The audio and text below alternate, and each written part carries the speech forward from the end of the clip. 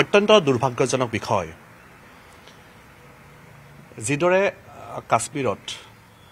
ইতিমধ্যে আমাৰ মাননীয় দেশৰ প্ৰধানমন্ত্ৰী নৰেন্দ্ৰ মোদী ডাঙৰীয়াৰ নেতৃত্বত আমাৰ আৰ্টিকল 370 স্ক্ৰেপ কৰি পেলাই ইতিমধ্যে এটা শান্তি প্ৰক্ৰিয়া তাত অব্যাহত হৈছিলে শান্তি প্ৰক্ৰিয়াৰে জম্মু কাশ্মীৰখন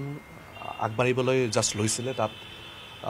বিগত সময়ছোৱাত অৰ্থনৈতিকভাৱে জম্মু কাশ্মীৰ যথেষ্ট পিছ পৰি গৈছিলে আৰু বিগত সময়ছোৱাত আৰ্টিকল 370 জৰিয়তে এটা শান্তি প্ৰক্ৰিয়া তাত হৈছিলে তাত সকলো ধৰ্মৰ লোকে তাত শান্তিৰে বসবাস কৰা আৰম্ভ কৰিছিলে কিন্তু অতি পৰিতাপৰ বিষয় যোৱাকালিৰ ঘটনাটো যে নিৰ্দিষ্ট ধৰ্ম ডিৰেক্টলি হিন্দুৰ ওপৰত এটা ডিৰেক্ট আক্ৰমণ তেওঁলোকক আজান দিব দিয়া হৈছে আৰু আজান যোনে দিব নোৱাৰিলে তেওঁলোকক নিশংসভাৱে হত্যা কৰা হৈছে এটা ডাঙৰ এটা মৰ্মান্তিক ঘটনা যে আজি হিন্দুসকল য'ত হিন্দু সভ্যতাৰ সংস্কৃতিৰ জন্ম হৈছিল ভাৰতবৰ্ষত আজি যে ভাৰতবৰ্ষতে যদি হিন্দুসকল সুৰক্ষিত নহয় আজি অন্য দেশততো ভাৰতবৰ্ষ অন্য দেশৰ কথা কি ক'ম আজি যি দেশত হিন্দু সভ্যতা সংস্কৃতিৰ জন্ম হৈছিল সেই হিন্দু সভ্যতা সংস্কৃতিৰ ওপৰত আক্ৰমণ কৰা হৈছে এইটো এটা ডাঙৰ চিন্তনীয় বিষয় অনাগত দিনবিলাকত দেশখন জম্মু কাশ্মীৰ কোনটো দিশত আগবাঢ়ি গৈছে এই কথাটো লক্ষ্য কৰিব লাগিব মই ভাবোঁ যে ইয়াৰে এটা সঠিক প্ৰত্যুত্তৰ হ'ব লাগিব আৰু ইয়াৰে ইতিমধ্যে যি আমি বাতৰিৰ পৰা গম পাইছোঁ যে ইতিমধ্যে জম্মু কাশ্মীৰৰ এই ঘটনাৰ লগত চুবুৰীয়া দেশখন জড়িত হৈ আছে আৰু মই ভাবোঁ যে এইটো এটা উচিত শাস্তি এটা সিদ্ধান্ত লোৱাৰ এটা পৰিস্থিতি আহি পৰিছে কিদৰে আমি বাৰম্বাৰ আঘাত পাম বাৰম্বাৰ আজি জম্মু কাশ্মীৰত তেনেকুৱা ধৰণৰ ঘটনা হয় কিন্তু আমাৰ ষ্ট্ৰংলি আমি এটা ব্যৱস্থা ল'বই লাগিব চুবুৰীয়া দেশৰ ওপৰত এটা নজিৰবিহীন এটা দৃষ্টান্তমূলক ব্যৱস্থা নিশ্চয়কৈ আমাৰ নৰেন্দ্ৰ মোদী ডাঙৰীয়াৰ চৰকাৰখনে ল'ব লাগিব আৰু নিশ্চয়কৈ মই ভাবোঁ যে আমাৰ মোদী ডাঙৰীয়াৰ চৰকাৰে নিশ্চয়কৈ এনেকুৱা দিশতে আগবাঢ়িব আৰু মই ভাবোঁ যে এইটোৱে শেষ ঘটনা হওক হিন্দুৰ ওপৰত আক্ৰমণ এইটোৱে শেষ ঘটনা হওক আৰু নিশ্চয়কৈ আমি সকলোৱে এইটো কণ্ডেম কৰিছোঁ আৰু ভৱিষ্যতে যাতে হিন্দুৰ ওপৰত এনেকুৱা ধৰণৰ আক্ৰমণ নহয় ভাৰতবৰ্ষত য'ত হিন্দু সংস্কৃতি জন্ম হৈছিলে এইটো কোনো ধৰণৰ ক্ষমাৰ যোগ্য নহয় আৰু মই ভাবোঁ এইটো এটা